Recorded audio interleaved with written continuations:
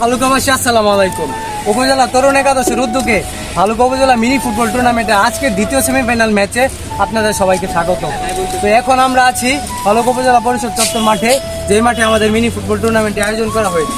আর আজকের high voltage ম্যাচটিতে অংশগ্রহণ করতে যাচ্ছেন উপজেলা সিনিয়র একাদশ বনাম খারোয়ালি ইয়াংস্টার একাদশ। আর আজকের টুর্নামেন্টের বাকি সকল তথ্য রিয়নের কাছ থেকে শুনুন। আসসালামু আলাইকুম।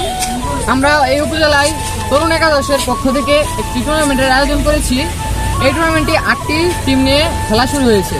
8টি টিমের মধ্যে নকআউট ম্যাচ নিয়ে খেলা শুরু হয়েছে। এখন আর মাত্র একটি টিম, প্রথম সেমিফাইনালে একটি টিম বিজয়ী হয়েছে, জিয়া স্পোর্টিং ক্লাব।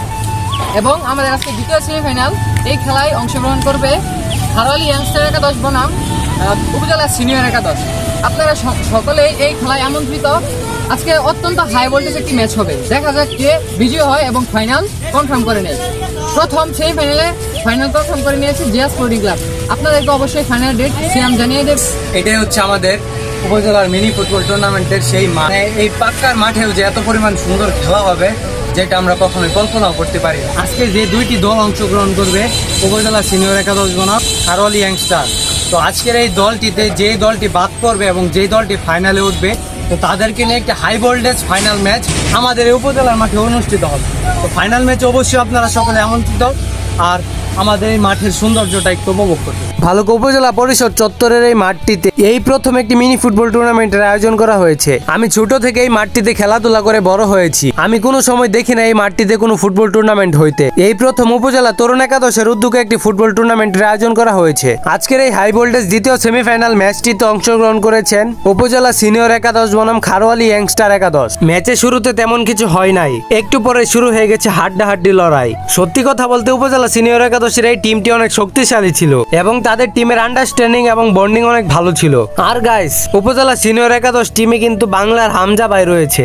যারা যারা ভালুকার সিনিয়র প্লেয়ার রয়েছে, একমাত্র তারাই তাকে চিনতে পারবে। তার আসল নাম হচ্ছে রাজেশ চৌধুরী। দীর্ঘদিন পর তার খেলা দেখলাম, আসলে আমার কাছে অনেক ভালো লাগছে। উপজেলা সিনিয়র টিমের বিশেষ আকর্ষণ গোলকিপার বাদশা ভাই, যিনি গোলকিতে থাকাকালীন কোনো ধরনের গোল হয় নাই। ফার্স্ট হাফে খেলার রেজাল্ট হচ্ছে উপজেলা সিনিয়র একাদশ 0 এবং খারোয়ালি ইয়াংস্টার একাদশ 0। ফার্স্ট হাফে দুই টিমই প্রচুর চেষ্টা করেছে, বাট কেউই গোল দিতে পারে নাই। দেখা যাক সেকেন্ড হাফে কে গোল দিতে পারে।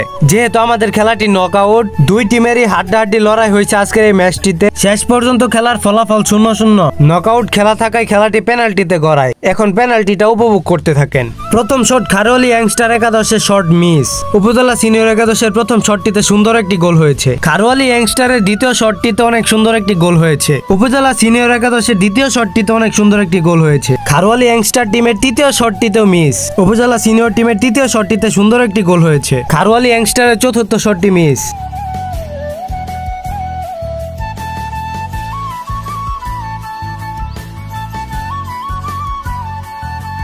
আজকে জিতটা অনুভূতিটা কইন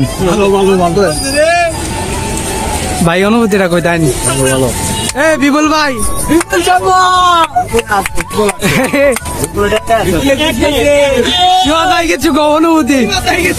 অনুভূতি প্রকাশ করে সাব্বির ভাই। অনুভূতি সেই ফাইনালে হেরে যাবো। কেন ভাই?